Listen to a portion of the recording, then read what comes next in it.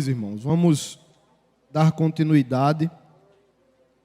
Depois do gap aí, né, que a Covid gerou, 2 semanas, eu espero que você esteja bem lembrado. Eu vou recapitular algumas coisas, mas muito rápido aqui, do capítulo 1. E hoje nós vamos ler Ageu 2, do 1 ao 9. Ageu 2, do 1 ao 9. É o texto que nós vamos trabalhar hoje. E daqui a 15 dias eu volto para a gente encerrar o livro de Ageu, aí sim do verso 10 até o verso 23. Mas hoje, Ageu 2, do 1 ao 9. Acompanhe o texto. No 21º dia do 7º mês, veio a palavra do Senhor por meio do profeta Ageu. Pergunte o seguinte ao governador de Judá, Zorobabel, filho de Sealtiel, ao sumo sacerdote José, filho de Josadaque, e ao restante do povo: quem de vocês viu este templo em seu primeiro esplendor? Comparado a ele, não é como nada que vocês veem agora? Coragem, Zorobabel, declara o Senhor. Coragem, sumo sacerdote Josué, filho de Josadaque. Coragem, ao trabalho, ó povo da terra, declara o Senhor, porque eu estou com vocês, declara o Senhor dos exércitos. Esta é a aliança que fiz com vocês, quando vocês saíram do Egito. Meu espírito está entre vocês, não tenham medo. Assim diz o Senhor dos exércitos: dentro de pouco tempo, farei tremer o céu, a terra, o mar e o continente. Farei tremer todas as nações, as quais trarão para cá os seus tesouros, e encherei este templo de glória, diz o Senhor dos exércitos. Tanto a prata quanto o ouro me pertencem, declara o Senhor dos exércitos. A glória deste novo templo será maior do que a do antigo, diz o Senhor dos exércitos. E neste lugar estabelecerei paz, declara o Senhor dos exércitos. Amém, irmãos? Veja, como eu falei aqui no primeiro episódio dessa série, o profeta Ageu, junto com os profetas Zacarias e Malaquias, eles são o grupo de profetas pós-exílio. A grande maioria dos profetas, eles pregaram ali antes do exílio, ou seja, eles foram instrumentos de Deus para alertar o povo de que se o povo não mudasse a vida, que se o povo não se arrependesse dos seus caminhos, eles iriam pagar um preço muito alto. E nós conhecemos a história: o povo continuou pecando, o povo continuou na idolatria, o povo continuou deixando Deus de lado, e aí veio o cativeiro babilônico. Nós temos Daniel e Ezequiel, que foram profetas dentro da Babilônia, no período da Babilônia. Eles ali foram instrumentos de Deus no centro do cativeiro. E depois, então, do cativeiro, nós temos esses 3 profetas que exatamente marcam os 3 últimos livros da Bíblia, que está lá: Malaquias, Zacarias e Ageu. São profetas que agora se levantam como instrumentos de Deus para falar ao povo nesse processo de recomeço. Depois de passarem 70 anos, conforme a profecia tinha sido determinada, mesmo surgindo falsos profetas lá no meio e dizendo: não, fiquem tranquilos, esse cativeiro vai ser rápido. Deus diz: não, está determinado 70 anos. E exatamente após 70 anos, não mais sobre o domínio da Babilônia, mas agora sobre o domínio da Síria, Deus então faz com que Dario, Ciro e depois Dario, eles cumpram essa promessa e permitam, então, que o povo de Israel, que estava lá vivendo na Babilônia, volte para reconstruir a sua terra. E aí, sobre o governo de Zorobabel, o governador, que ainda continuaria a prestar contas lá à Síria, ele lidera esse povo e vai para Jerusalém para reconstruir. 42 mil pessoas, 42 mil famílias participaram dessa primeira viagem. E eu dizia aqui, talvez você ache, nossa, Quanta gente assim se dispôs a reconstruir? Quanta gente, levantou a mão para ir? Bom, se nós entendermos que estamos falando aí de uma população, quando você coloca homens e mulheres, de quase 2 milhões de pessoas, 42 mil não é tanta gente, mas são aqueles que se dispuseram, que diante do chamado do Senhor, levantaram a mão para dizer, olha, nós vamos reconstruir. O povo animado, sabe aquele pessoal, quando a gente convoca, eu vou. Estão precisando fazer uma obra para ajudar as crianças, vamos lá. Estão precisando, vamos lá. Mas o que é que acontece? Essas pessoas vão, e elas chegam animadas, e elas começam a trabalhar, mas o que é que acontece? Elas desanimam. Elas, aos poucos, começam a priorizar outras coisas. Elas, aos poucos, começam, então, a deixar a obra de Deus de lado e dão prioridade às suas coisas. Começam a não encontrar mais tempo. A agenda delas começou a ficar cheia demais. Eu trouxe aqui, pelo menos 3 motivos que fez aquele povo desanimar. Primeiro, a estrutura ruim. É muito ruim a gente trabalhar quando a estrutura não é ideal. É muito ruim a gente, vamos lá, vamos trabalhar, e quando chega lá, as coisas são meio desorganizadas. Às vezes a gente vai estar no calor, às vezes não tem um lanche, às vezes não é tudo perfeito, aí a gente já quer desistir logo. Não, eu prefiro ficar em casa, se for para trabalhar assim, com tanto... E eu dizia que esse é um movimento perigoso que acontece hoje em muitas igrejas. Estão se levantando as igrejas sanguessugas, lembra disso? Aquelas igrejas que surgem nos bairros com uma superestrutura, com o ar refrigerado no mais gelado, com o som perfeito, com a banda perfeita, e os irmãozinhos de repente estão lá, numa igreja que está no calor, numa igreja que o louvor não é tão legal, numa igreja que o ministério infantil não funciona direito. Aí o que é que ele diz? Oxe, eu vou para aquela igreja que é superestruturada. E igrejas ficam enchendo não porque estão alcançando pessoas perdidas, mas porque o povo de Deus está fazendo um movimento de êxodo aí, atrás de igrejas com as melhores estruturas. Porque a gente não quer servir, a gente não quer se dedicar com a estrutura. O povo chega lá em Jerusalém para reconstruir, mas lembre, Nabucodonosor deixou Jerusalém destruído. Na segunda invasão de Nabucodonosor, ele não deixou nada em pé, gente. Ele destruiu o templo, ele levou todos os utensílios do templo, ele destruiu os muros, ele destruiu as casas, ele tocou fogo nas coisas. Então, quando o povo chegou lá, vamos lá, aquela animação, aí tira a pedra daqui, bota ali, pega a madeira, mas depois de uma semana o povo disse, rapaz, era melhor ter ficado no conforto da Babilônia, sabe? Era melhor ter ficado lá na Babilônia do que vir aqui e ter que trabalhar na reconstrução. E eu disse que esse era um segundo problema. Muitos tinham se acostumado com o padrão da Babilônia. E qual era o padrão da Babilônia? Era uma cultura que não temia a Deus. Era uma cultura... Ficou muito forte o retorno aqui para mim, tá? Era uma cultura que não temia a Deus. Era uma cultura, então, que Deus não era prioridade, então as pessoas tinham sua vida normal, sua rotina normal. Eles lá não puderam construir o templo. É ali na Babilônia quando começa a surgir o conceito de sinagogas, né? Aquelas pequenas reuniões, e o cara não podia estar numa reunião o tempo todo, ele uma vez por semana de repente ia. E agora voltar para Jerusalém era voltar para aquela rotina, para aquela dinâmica, para estar servindo lá, para estar engajado. E muitos estavam acostumados com o padrão da Babilônia. E eu disse aqui que a pandemia, infelizmente, deixou um padrão de cristianismo perigoso para as pessoas. Na verdade, antes da pandemia, muita gente já tinha adotado esse padrão. E com a pandemia, então, o cara gostou.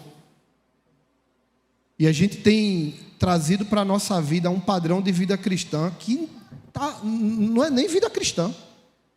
Quando nós olhamos para a palavra, quando nós olhamos a igreja primitiva, quando nós olhamos o que é uma vida com Deus, e o tempo que nós damos a Deus hoje, E antes da pandemia, então, já tinha aquela pessoa que achava que vida cristã era vir uma vez por semana para a igreja. E agora, depois da pandemia, ela não precisa nem vir para a igreja. É ficar uma vez por semana sentado em casa assistindo o culto.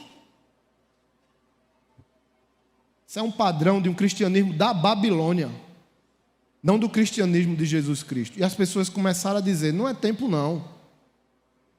Começaram a investir nas suas casas. Se antes eles subiam na montanha, no monte, para pegar madeira, para construir o templo, eles agora estavam subindo para pegar madeira só para reconstruir suas casas.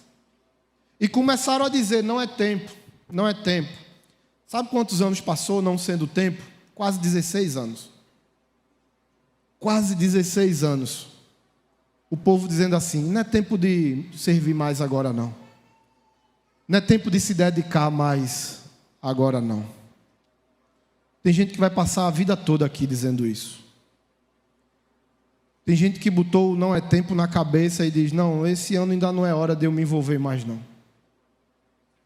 Tem pessoas que já serviram lá atrás e algo aconteceu que desanimou elas e desde então elas dizem, não, não é tempo de voltar não. Só que quando nós não priorizamos Deus e a sua obra, nós sofremos a consequência de uma vida sem Deus, que foi uma escolha nossa. E Deus diz assim, vocês estão plantando e não estão colhendo. O que vocês botam no celeiro acaba rápido. Vocês recebem o salário e ele cai como se tivesse um bolso furado. Vocês trabalham, mas não conseguem usufruir daquilo que vocês têm. Por quê? Porque a real satisfação só quem pode dar é o Senhor. E Ele reteve a chuva lá. Ele reteve a provisão. E Ele disse, e aqueles que têm não conseguem usufruir. E eu falava aqui, ok, você está deixando de servir a Deus para simplesmente trabalhar, juntar dinheiro, comprar um monte de coisa. Vai comprar aquela casa massa dos seus sonhos, vai comprar, claro. Você está trabalhando, vai ganhar dinheiro e vai comprar. No final da sua vida, você vai lá, usar ela pela primeira vez, vai abrir, vai entrar e vai dizer assim, rapaz, o que foi que eu fiz? Passei a minha vida toda para isso aqui não vai resolver a alegria do meu coração, não. E aí, Deus diz assim, é tempo. Olhe onde o caminho de vocês trouxe vocês. Olhem para trás, o Senhor diz. Veja, por 2 vezes Deus diz isso no capítulo 1. Olhem para trás e vejam onde o caminho que vocês escolheram trouxe vocês. E Deus diz, é hora de mudar. É hora de vocês terem uma vida diferente. E é a minha presença que vai mudar isso. Parem de construir casas aplainadas, casas de madeira. Se o meu templo está lá nos escombros, priorizem a minha obra, porque aí vocês vão ver que vocês vão plantar e vão colher. Vocês vão usufruir daquilo que vocês têm. E no final do capítulo 1, o povo então se arrepende.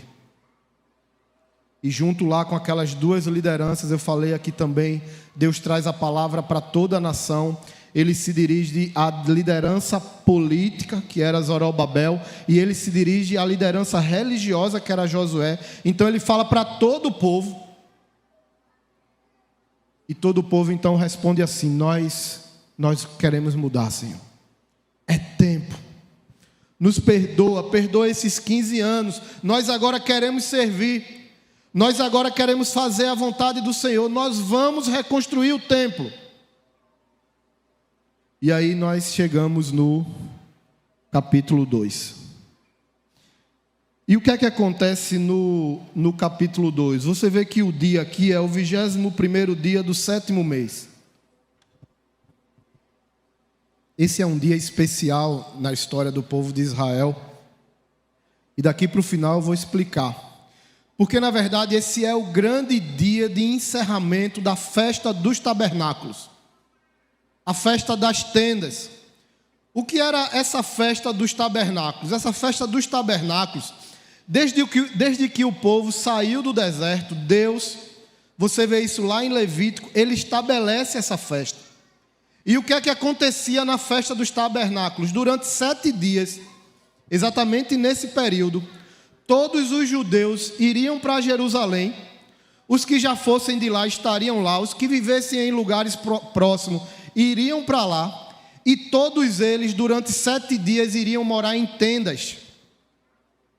Mesmo aquele que tinha sua casa ia sair da sua casa, ia montar uma tenda com sua família, e durante 7 dias eles iam passar morando em tendas. Por quê?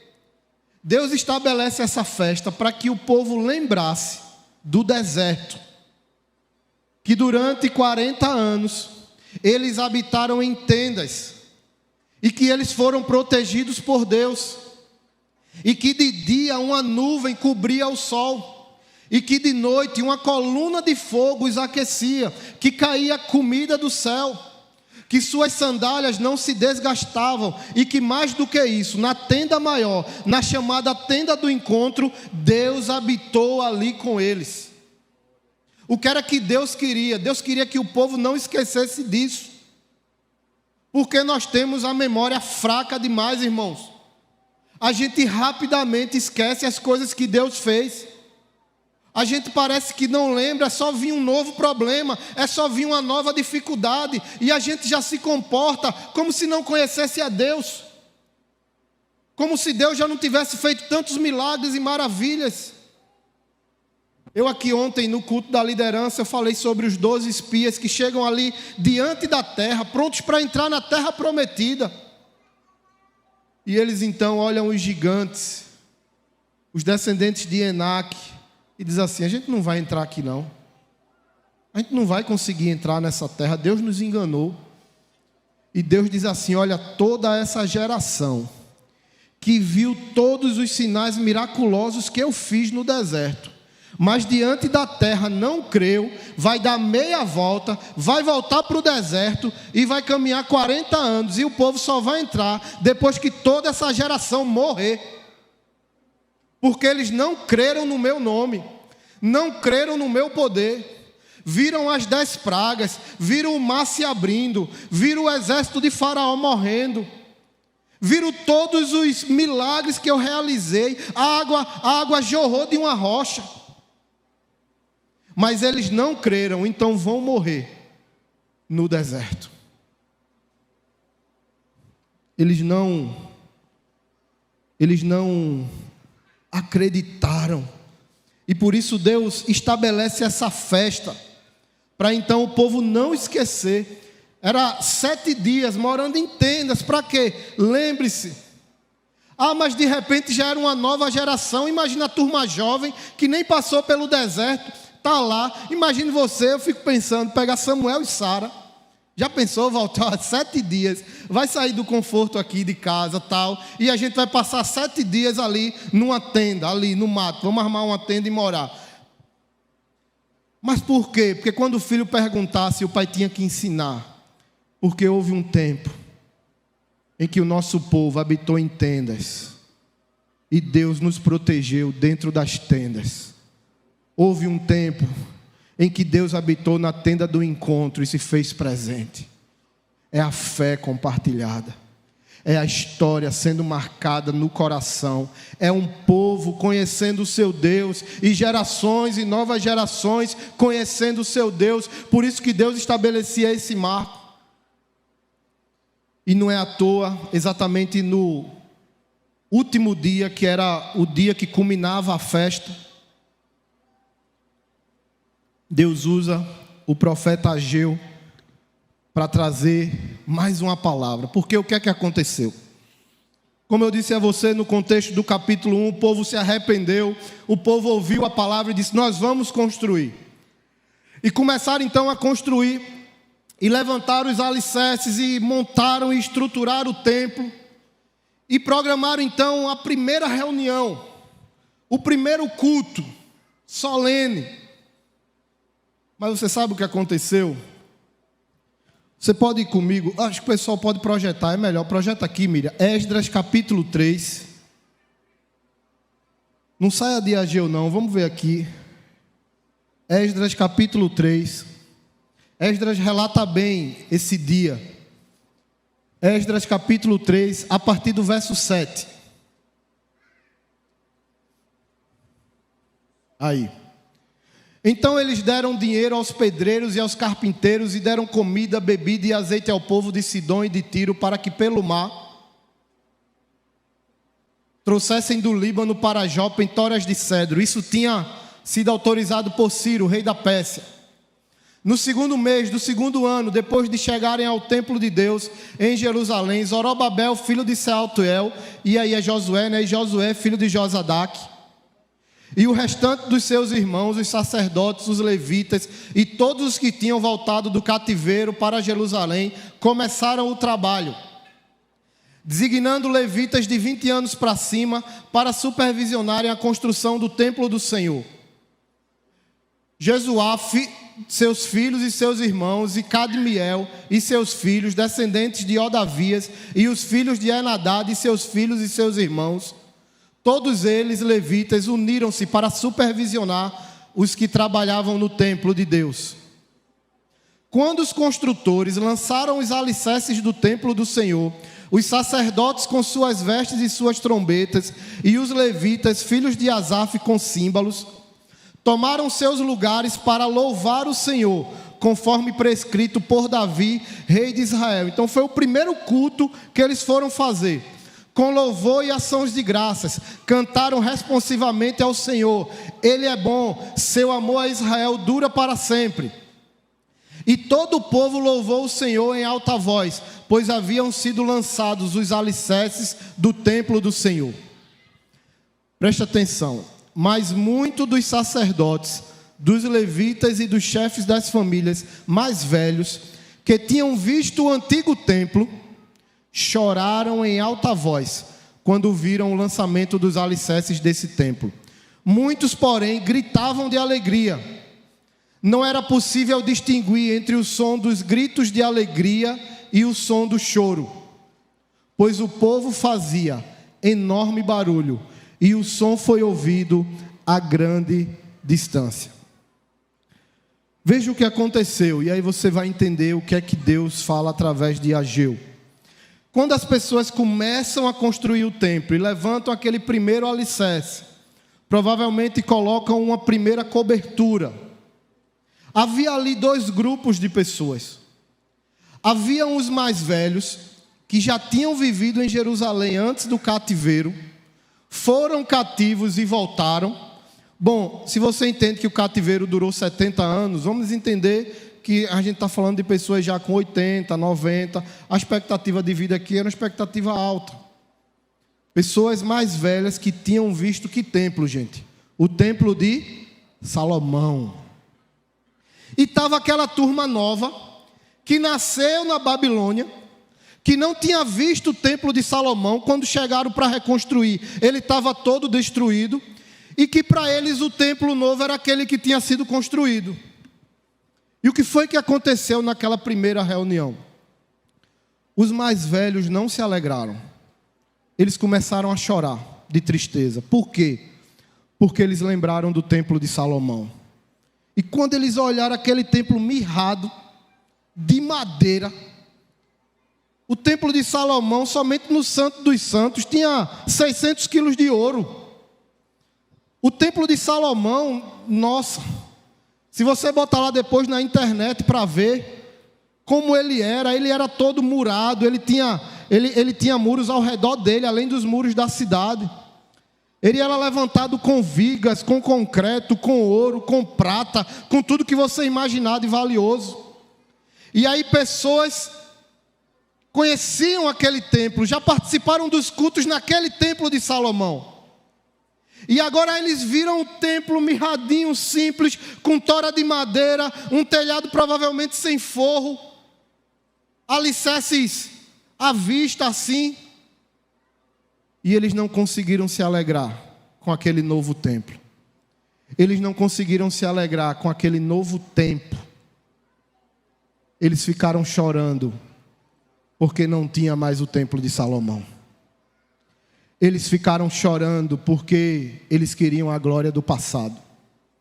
E o texto vai dizer que enquanto uns se alegravam e gritavam de alegria por estarem ali pela primeira vez cultuando, adorando o Senhor novamente em sua terra, enquanto muitos se alegravam, muitos choravam, porque queriam a glória do passado. Muitos se alegravam com a glória presente e futura, pelo novo que Deus estava dando, mas muitos choravam por um passado que tinha ficado para trás. E a primeira reflexão que eu trago para você é uma pergunta: quem é você nessa história? Depois de tudo isso que a gente está passando, depois dessa pandemia toda, e eu sei quantas coisas ela arrancou de nós, o quanto ela mexeu com a nossa vida, mas quem é você? Você é aquele que vai ficar chorando pelo que aconteceu no passado e por um passado que não vai voltar mais?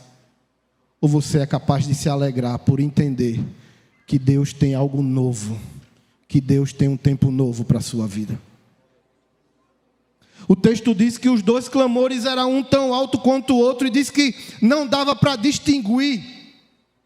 Imagina essa cena.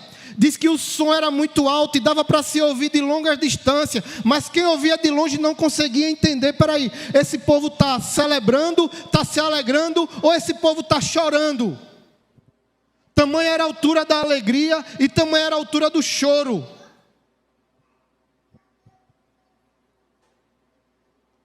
Tem muita gente que está escolhendo viver chorando, que está escolhendo viver preso a um passado que não vai voltar. Eu sei que as marcas que um tempo como esse que nós vivemos são muito grandes. Perdemos pessoas, perdemos condição. Talvez você tenha perdido o seu emprego, talvez você tenha perdido o padrão que você tinha da sua família, talvez você tenha perdido uma pessoa que você ama muito. E por isso você pode estar escolhendo simplesmente chorar, por achar que a vida nunca mais vai ser a mesma. Por achar que aquela alegria que você tinha nunca mais volta. Por achar que não vai ser possível retomar aquilo que um dia você já teve e a pandemia e esse tempo arrancou. Mas eu quero dizer para você, a palavra de Deus, mesmo com toda a dor que aquele povo tinha, eu fico imaginando, veja, quem conhecia Jerusalém, não só nesse momento do templo, mas imagina chegar e ver a cidade toda destruída. Imagina as lembranças daqueles que foram arrancados das suas casas. Imagina a lembrança daqueles que ficaram lá mortos na batalha. A cidade destruída tinha se tornado um grande cemitério. Muitos corpos ficaram lá. E o povo chega lá e as lembranças dos que já tinham vivido lá eram muito mais pesadas do que aqueles que nasceram no cativeiro. Então eles não conseguiram se alegrar no templo, porque eles queriam a glória do passado. Eles queriam que as coisas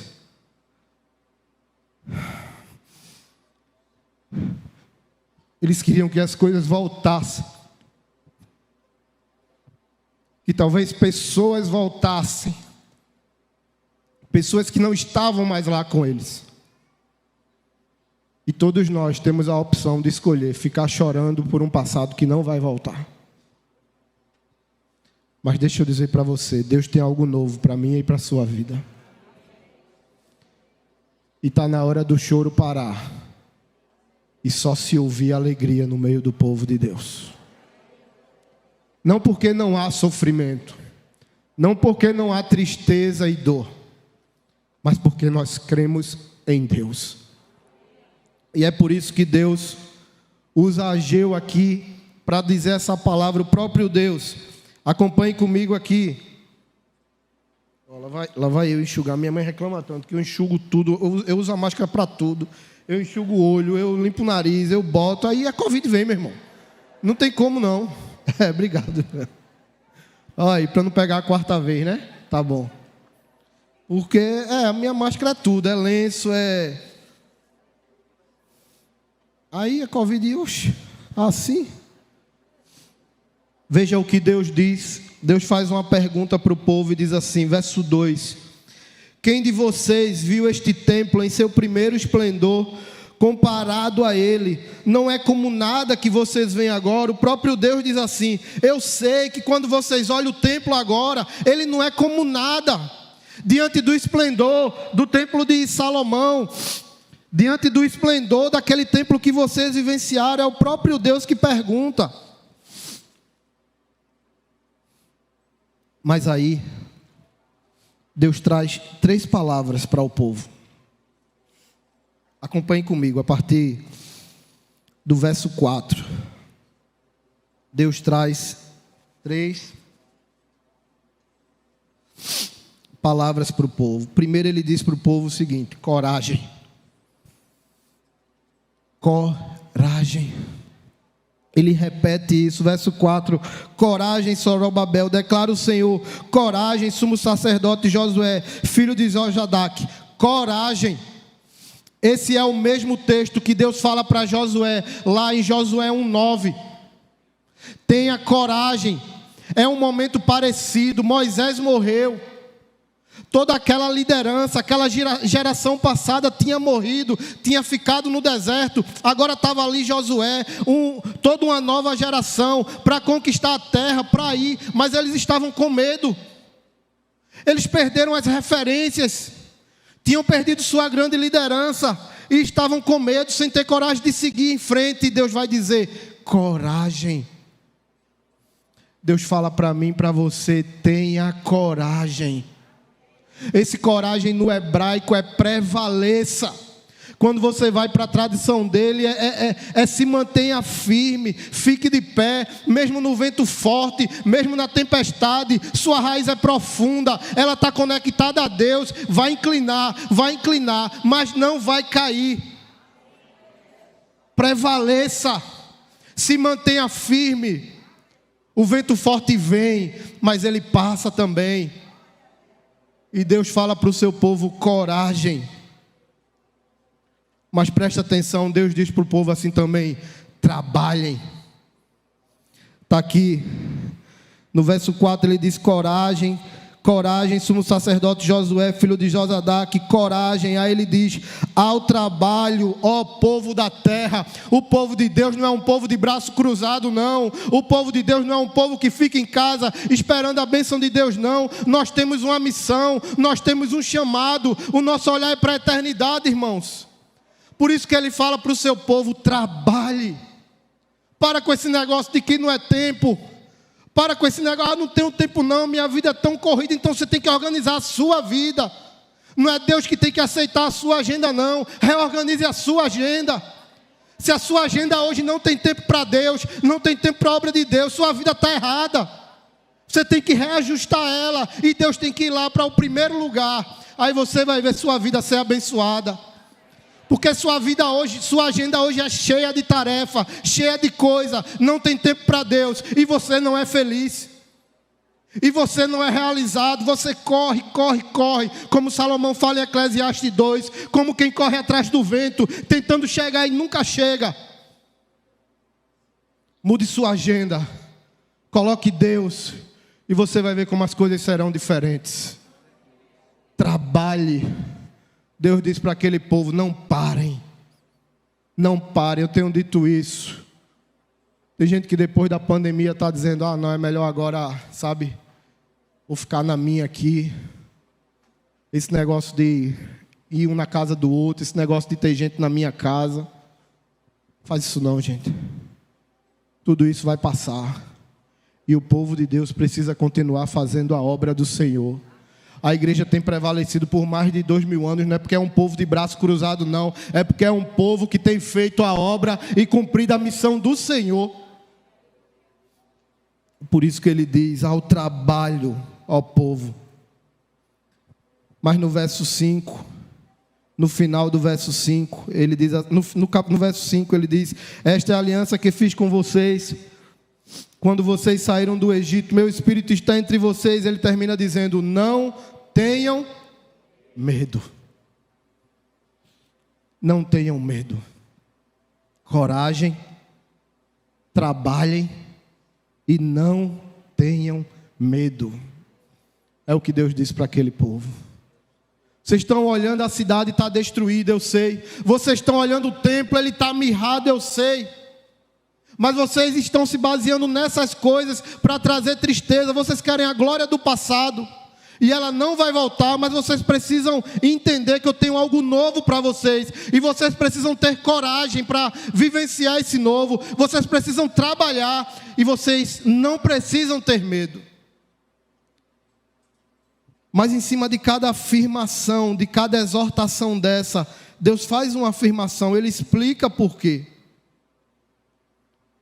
Quando Ele diz coragem, quando Ele diz trabalhem, quando Ele diz não tenham medo, ao mesmo tempo, Ele traz verdades que garantam isso para o meu e para o seu coração. A primeira coisa que o Senhor vai dizer está aqui no verso 4, no final do verso 4, depois que Ele diz coragem, depois que Ele diz a trabalho: ó povo da terra, declara o Senhor. Por quê? Porque eu estou com vocês, declara o Senhor. Deus diz assim: pode ser que a parede desse templo que vocês construíram não é igual à parede lá do templo de Salomão. Os alicerces, eu sei que agora é de madeira, os alicerces de lá era de concreto.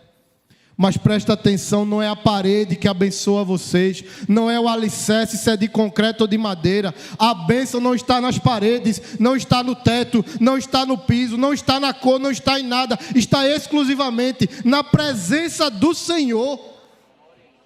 E é isso que Ele fala para o povo: não se entristeçam porque a estrutura é menor, porque eu estou com vocês. Mas o Senhor também lembra algo importante. Ele diz: olha, eu tenho uma aliança, eu fiz uma aliança com vocês. Verso 5, essa é a aliança que eu fiz com vocês, desde quando vocês saíram do Egito. O meu Espírito está entre vocês. E o Senhor não abandona a sua aliança, mas Ele faz uma terceira afirmação. Porque o povo estava apegado a coisas materiais. O povo estava aperreado. Porque, nossa, como é que a gente vai reconstruir a nossa vida? Olha o templo que a gente fez. E talvez eles olhassem para as casas deles. E talvez muitos, quando viveram em Jerusalém, tinham bons empregos. Muitos eram comerciantes e foram até lá onde era a loja dele quando viu tudo destruído. Pessoas tinham quebrado, pessoas tinham perdido tudo. E eles: como é que a gente vai fazer alguma coisa se a gente não tem nada? Sabe o que Deus declara para ele? Ele diz assim: tanto a prata quanto o ouro me pertencem, declara o Senhor dos exércitos. Sabe o que ele estava dizendo? Confiem, porque não vai faltar nada. Deus estava dizendo: eu não preciso do dinheiro de vocês não, tudo é meu. Tudo é meu. Ele diz: toda a prata e todo o ouro do mundo me pertence. E depois ele faz uma promessa, ele diz: olha, nações do mundo todo virão para entregar tesouros a vocês. Os tesouros do templo foram saqueados por Nabucodonosor, os utensílios, tudo foi levado. E talvez o povo olhava agora e no máximo tinha uma mesinha, alguma coisa muito simples. E Deus diz assim: se preocupem com isso não. Toda a prata e todo o ouro do mundo me pertence. De onde eu quiser levantar, eu levanto. Talvez você olhe a sua situação hoje e você não vê uma saída. Talvez você vivia tão bem antes da pandemia. Talvez você tinha uma condição tão boa e a pandemia quebrou você. E você hoje olha a situação econômica do país, você olha a situação toda e não vê alternativa nem saída. Deus diz assim: minha prata e meu é o ouro. Não tem tempo ruim para o Senhor não, irmãos. Deus não precisa de estatística econômica. Se Ele quiser abençoar o seu povo, Ele abençoa. Se Ele quiser cuidar dos seus, Ele cuida. Independente do que Paulo Guedes, a equipe, independente do que esse país venha a fazer, tudo pertence ao Senhor. É isso que Ele estava dizendo para o povo dele. Mas aí, em terceiro e último lugar, o Senhor traz uma palavra talvez difícil para entender. Porque, nossa, quando eles olharam aquele templo assim e comparado ao templo de Salomão, provavelmente quando eles olhavam a cidade e a vida naquele momento, comparada à vida passada, como eu disse, muitos ficaram chorando, querendo a glória do passado. Mas no verso 8, o Senhor traz um texto assim, no verso 9, o Senhor traz um texto direcionado para o coração daquele povo. A glória deste novo templo será maior do que a do antigo. Talvez na sua versão tenha assim: a glória da segunda casa será maior do que a primeira. E neste, diz o Senhor dos Exércitos, e neste lugar estabelecerei a paz, declara o Senhor dos Exércitos. Como entender isso? Nossa, tem hora que a gente precisa exercitar a nossa fé. Como entender, num cenário de destruição que estava a cidade, como entender num cenário de um templo muito menor, mais simples, de madeira, sem a riqueza e o poder que o outro templo mostrava. Como entender com tantas marcas e com tantas feridas de um cativeiro, que não foi fácil viver na Babilônia. Como entender, depois de tantas perdas, e chegar lá e ver, e lembrar de tudo isso. Como então ouvir de Deus assim: fique tranquilo, a glória deste novo templo e deste novo tempo será maior do que a glória do passado. Que palavra de fé para aquele povo. Como você entender que Deus pode fazer você ainda muito feliz nessa vida? Como você entender que mesmo com todas as marcas e perdas que você tem, que você teve, o tempo que Ele tem para você hoje é de júbilo e de alegria? É porque o nosso Deus é assim.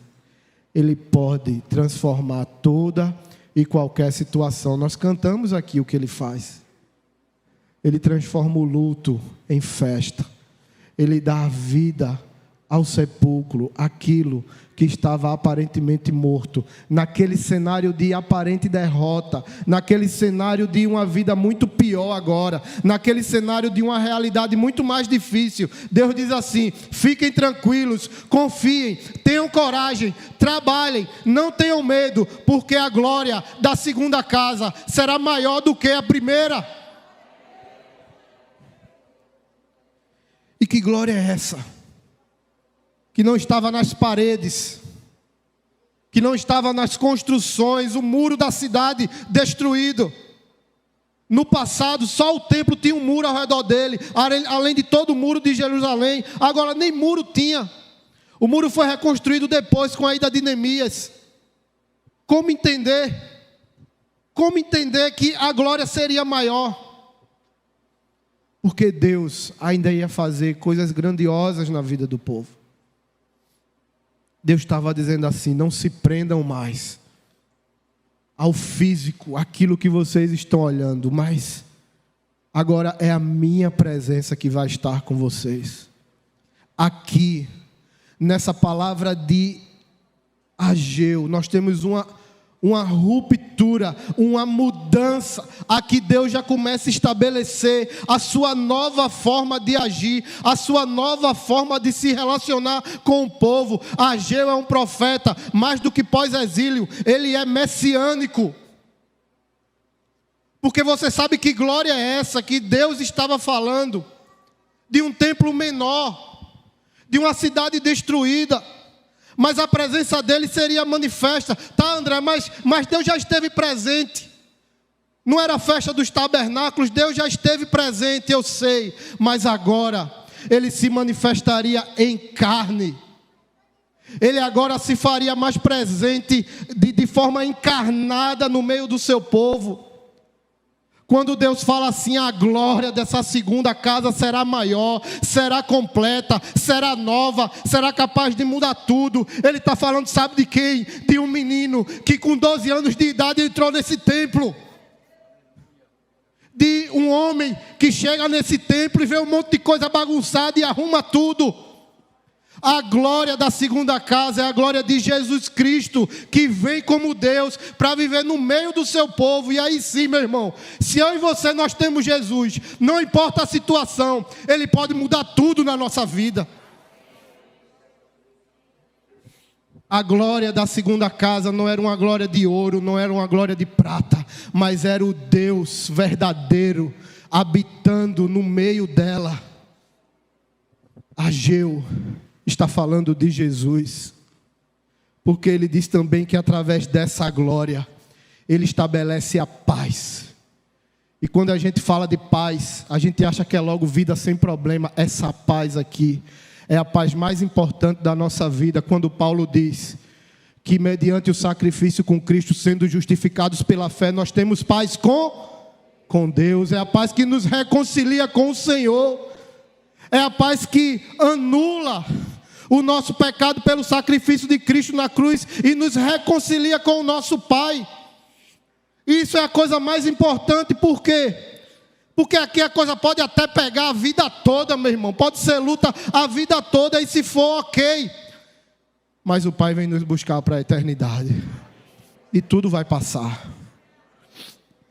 Tudo vai passar.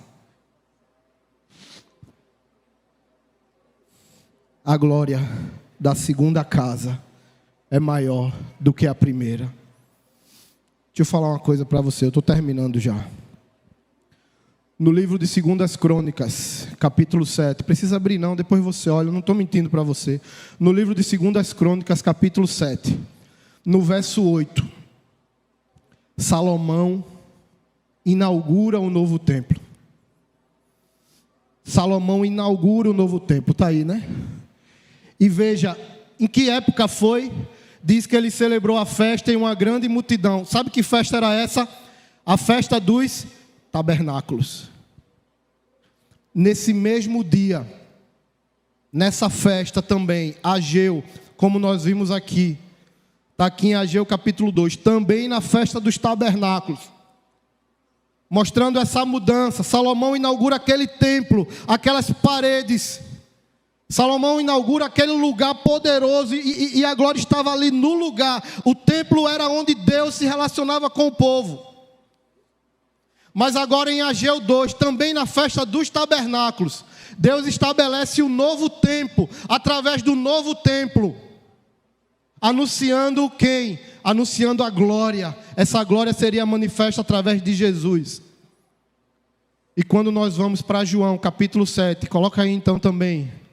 Quando nós vamos para João, capítulo 7, veja o que Jesus diz no verso 37, e veja em que festa. João 7, 37.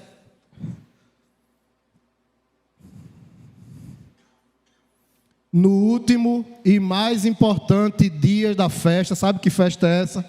A festa dos tabernáculos. Jesus levantou-se e disse em alta voz: se alguém tem sede, venha a mim e beba. Pode passar. Quem crê em mim, como diz as Escrituras, do seu interior fluirão rios de águas vivas. Jesus estava dizendo, não é mais o templo, sou eu. Não é mais o lugar físico, sou eu.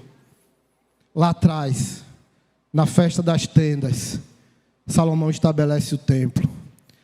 Lá atrás, Na festa das tendas também, Ageu estabelece o novo tempo desse templo que seria glorificado, não mais pelas paredes e pela estrutura, mas pela glória manifesta de Jesus, que na festa dos tabernáculos também, na festa das tendas, ele se levanta no meio de Jerusalém, no último dia, que era o dia mais importante, exatamente no dia em que Ageu faz essa profecia, é no último dia da festa, quando todo mundo se reunia no centro de Jerusalém, é nesse dia que Cristo se levanta e declara: quem tem sede, venha a mim e beba, porque quem crê em mim, rios de águas vivas fluirão do seu interior.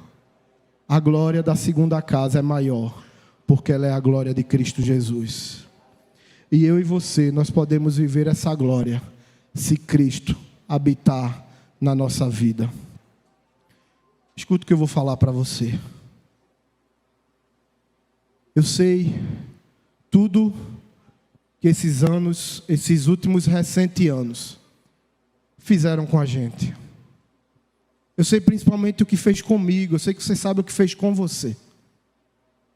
Eu sei que nós sofremos muito, perdemos muito, choramos muito, tivemos muito medo. Eu sei que isso faz com que a gente olhe para frente sem força, sem coragem, sem esperança. Até como igreja, quantas vezes nós, os pastores, nos reunimos e dissemos assim: como é que vai ser agora? Como é que vai ser a igreja?